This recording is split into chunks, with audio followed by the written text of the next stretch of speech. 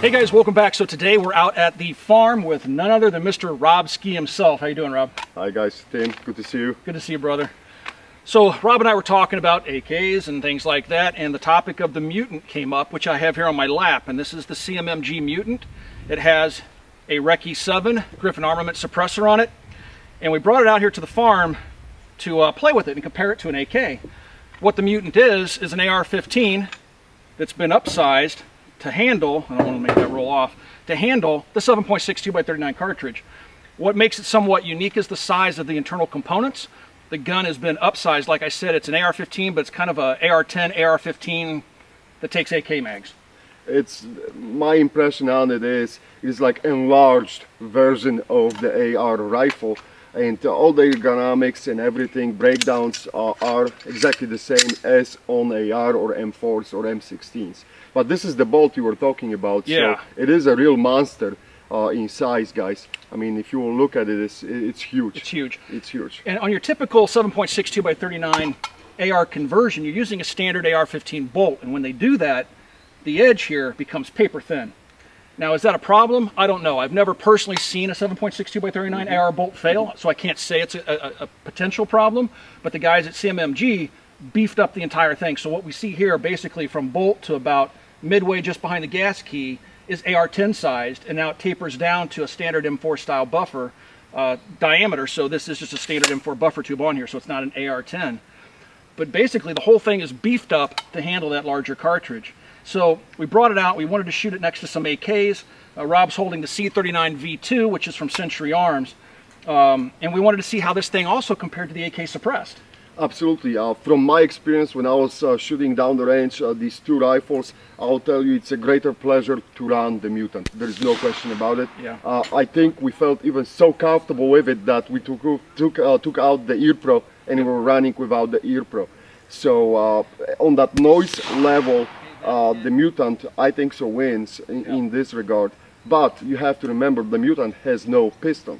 Right. So here a lot of noise comes also from that piston crack on the AK. It wasn't bad, it wasn't really bad on the C39 V2 when we had the suppressor on it, but it wasn't as comfortable as on the Mutant. Right, as I was standing next to the rifle when you were firing it suppressed, I could distinctly, without my hearing protection on, hear that piston pop. It's coming from right here.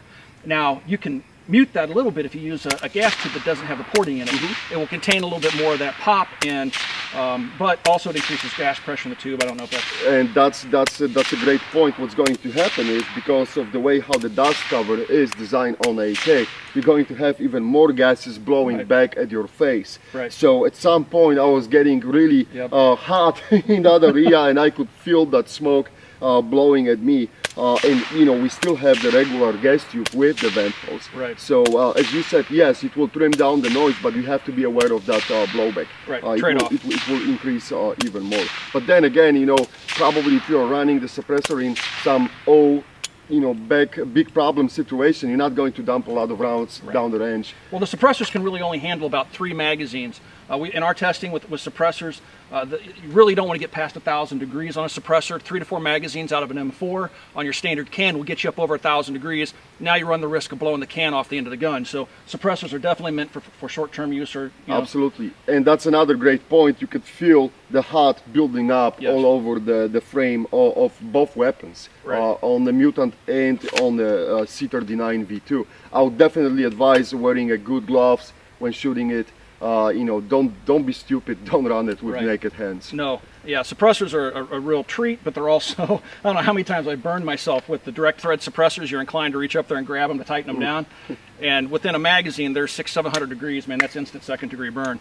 But go ahead. Another great point, Tim. For both of these weapons, we didn't have a problem with shifting point of impact on the target, which was kind of surprising because we both were betting on it how much that point will shift, but the 100 yards distance, really there was no difference. Yeah, I was really surprised because a lot of the times I'll find with suppressors, you put them on either handguns or rifles, you're going to see a slight point of impact shift. And with both of these rifles, with the Griffin can on, this is a Griffin mount meant for 14x1 left-hand thread. That's meant for the AK, so it's the same suppressor we were running back and forth on the two guns. And yeah, 0 point of impact shift. Really cool to find that out. The Griffin did a good job on that can. It did. I mean, there's no question about it. But I have to say, this thing was ridiculously quiet. Now, not 300 blackout quiet, because we still have the bullet break and the sound barrier, but extremely comfortable without hearing protection. And we were running all the regular ammo. Right. We had the Wolf ammo, we had the Tula ammo, everything, and really the level noise was absolutely down. As I said, we both took down our ear protection, and it was very comfortable. I think so you were getting more feedback from the steel noise-wise than from the gun himself, which is amazing. The Mutant did an outstanding job. And what people, when I started posting pictures of the Mutant on Instagram and on Facebook, I had a couple of commenters say, oh, it'd be great, but the only thing they screwed up was leaving the gas piston out. And I was telling them, no, I like the direct gas impingement because it's really quiet. I like to suppress things. And in the case of the Mutant, this is the first time we fired it suppressed. I fired it suppressed. And again, I don't want to keep saying the same thing over and over, but it blew me away. Really cool suppressed gun, 100% function. Now the trade-off for this could be you getting more pollution back to the bolt carrier and the bolt action. So it will be interesting to see it in for a long run how much of the dirt you will be getting to the action, and how this is going to impact the performance of the rifle on the long run. Yep. But again, we're going back to these limited runs out of the can before the can gets hot. So maybe that's not that bad. Maybe it was worth it. Maybe that's one of these trades which we are willing to accept and take it down. Now, you guys are running some drills with the gun. Now, obviously it has a rock and lock magazine like an AK, but it has an AR-15 style charging handle. So if you're used to running the AK, I mean, it is a Mutant. I mean, you're rocking and locking, and I find myself clearing mags or putting mags in. I want to go like this, and I should be going like this. And you were doing some drills with some magazine changes, and I would say if you're used to AKs, it's a little bit more cumbersome. It is more cumbersome, and this was my first time with the Mutant. Right. So maybe after a few days of using it, I will get used to it. But I was going back, especially with the charging handle. I had a problem because that charging handle, as you pointed out already, is really small, and it's hard to rack it quickly on that magazine change. I mean, it's not impossible, but you will be much more efficient if you will have a large charging handle like from Bravo company. Right, and that's what I looked at. I mean, when I first picked up the rifle, that's what I was playing around with, was the charging handle, thinking, man, I really got to do something to improve the purchase of the T-handle, and I tried to put a Bravo company in. An M4 charging handle, a Bravo company, didn't fit. Too short. I went and picked up an AR-10 Bravo company. Too long. This thing is somewhere in between. So what I wound up doing is one of the viewers actually suggested putting a YHM extended release on it. So I ordered one from Primary Arms. I'll hopefully have it this week, and I'm going to put that on there, and it should extend the charging handle out just a little bit, which will hopefully resolve that issue. The only other problem we had with it this afternoon was the fact that we noticed that the handrail started to walk off. 2 bolts here that hold it in place. One of them I found was loose. And so as we're firing it, the front handguard was kind of sliding off the gun, but we tightened it down and everything's good to go now. It was Paul's fault and his finger happy hand. But he was pulling on it too hard. Yeah, he was pulling it too hard. But yeah, that was the only issue which we had with that rifle, and I wouldn't even call that issue because, as you said, one of the bolts get loose, and that was the problem. Other than this, I like that large mag release. It kind of works well. There's no problem to dumping off the magazine. It's really big. I mean, you can hit it with your finger. And it's very loose. It works nicely too. Yeah. From the ergonomics point of view, my only issue and complaint was with the charging handle. Yeah. Other than this, the rifle works perfectly fine. It's nice to have that rail on the top by default, like on all the ARs. And I think so that they did a good job. Right. Now the time will tell how this rifle will perform in your arsenal, and how you're going to use it, and are you going to be happy with it or not. Well, I want to take it out and do some accuracy testing for it. Then I want to bring it back here to the farm and subject it to your AK torture test. Seriously, because I want to see how it holds up. I mean, I expect it to be fairly accurate. I think we found this afternoon it's performing well. Yep. We've only shot it with a red dot sight. We have the aim point carbine optic on it, but that's a heavy barrel on this thing. And some of the guys were commenting, "Oh, it's neat, but it's too heavy." Do you find it to be uncomfortably heavy or unbalanced? No, I think so. It's balanced very well. That's my opinion. It is a little bit on the heavy side, but again, with the length of the rifle, with you got the rail going all the way to the end, and you got the optic on it, it wasn't bad at all. I wouldn't complain about the weight. If you're complaining about the weight, hit the gym.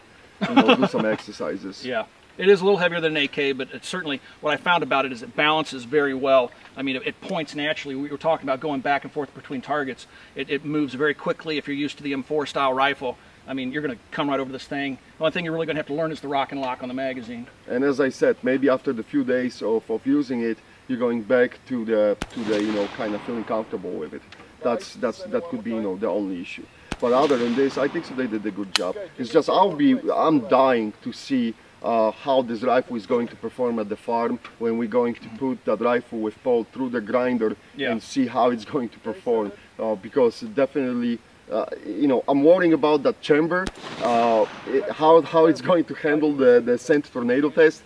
But you know, that's why we're going to do this, to see how what the result will be. But I'm also interested how when you're going to take it to really, you know, like a bench rest and put it through the accuracy test, if that barrel is paying off. Because from what I'm seeing right now, I can bet on it is at least 1.5 MOA rifle. You think so? I think so. And we were shooting a really shitty ammo, so too. So hopefully we'll get the nice results from it.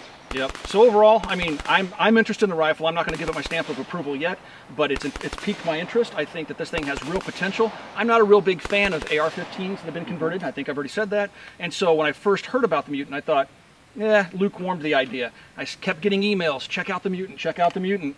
And finally, you know, I picked one up and decided to give it a shot. And I'm so far impressed with the concept. I like it. I would say that definitely people should put this on the map when looking for the hybrids, and have that kind of hybrid gun using 7.62 by 39 ammo, and maybe not really sold on the AK, and that could be an outstanding option. Yeah.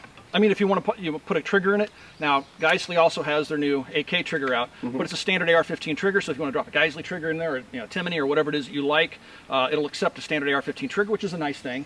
But the AK triggers are catching up, man. I mean, I'm seeing some really nice AK triggers. That new Geissele AK trigger is just amazing. Yes. So, but you do have the benefits of running, key mod accessories on it and stuff like that. But like I said, interesting rifle. Definitely want to explore it more. I'm looking forward to getting it out to the long range, seeing how she groups, and then bringing it back out here to the grinder, and probably gonna have to rattle can it after that because it's gonna be all boogered up. You're hard on rifles, man. Sweet. All right. Thanks for bringing that rifle to us. I mean, Absolutely. It's really awesome. Well, thanks for having us out, Rob.